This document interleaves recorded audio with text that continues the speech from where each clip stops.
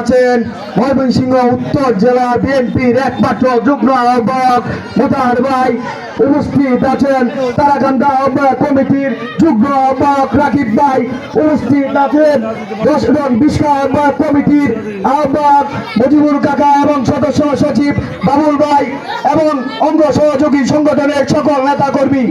প্রিয় ভাইরা, ফুলপুর তারাকান্দার গণমানুষের নেতা মোতাহার ভাই এমন একজন নেতা যিনি কিনা জেলা থেকে ওয়ার্ড পর্যায় পর্যন্ত প্রত্যেকটা নেতা কর্মীর বিপদে আপদে পাশে থাকেন এবং খোঁজখবর নিয়ে থাকেন।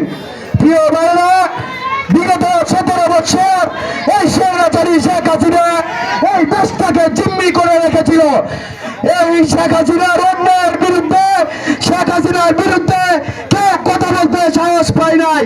শুধুমাত্র কথা বলেছিল বাংলাদেশ জাতীয়তাবাদী দল, বিএনপির নেতা কর্মীরা, শহীদ জিয়ার সৈনিকেরা কথা বলেছিল।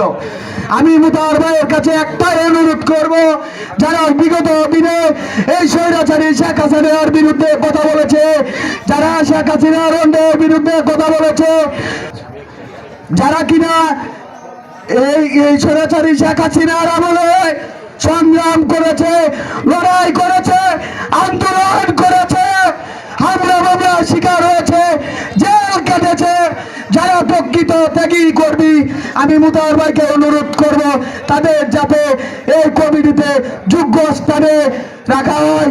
শেষ পরিশেষে একটা কথাই বলতে চাই, এই আওয়ামী লীগের দোসররা যাতে এই কমিটিতে, এই বিএনপিতে জায়গা না পায়, এই কথা বলে আমি আমার বক্তব্য শেষ করলাম। বাংলাদেশ জিন্দাবাদ, খালেদা জিয়া জিন্দাবাদ, তারুণ্যের অহংকার তারেক রহমান জিন্দাবাদ জিন্দাবাদ। ধন্যবাদ।